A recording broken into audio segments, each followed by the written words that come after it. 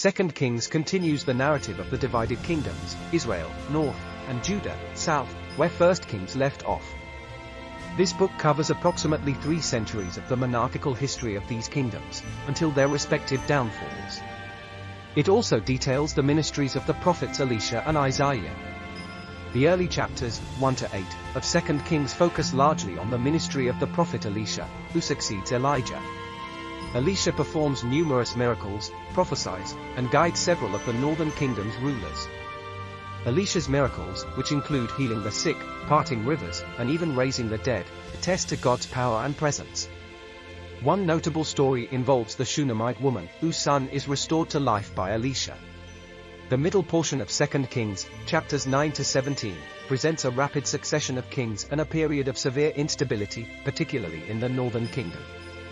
Noteworthy is the bloody coup of Jehu, anointed by Elisha, who destroys the house of Ahab and initially begins to return Israel to the worship of God. However, Jehu's reforms are not wholehearted, and the nation continues in sin. The northern kingdom of Israel falls to the Assyrian Empire in 722 BC, chapter 17, as a result of their persistent disobedience and idolatry. The Israelites are deported, and the land is repopulated with foreigners, marking the end of the northern kingdom.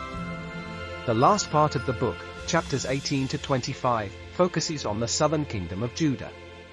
The narrative pauses to focus on King Hezekiah, who is one of Judah's few good kings.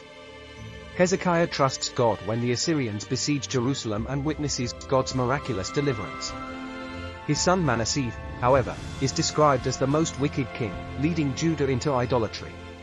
Despite the reforms of King Josiah, who discovers the book of the law and attempts a religious reformation, Judah is punished for their accumulated sins. The book concludes with the Babylonian king Nebuchadnezzar conquering Jerusalem, destroying the temple, and carrying the people of Judah off to exile in Babylon.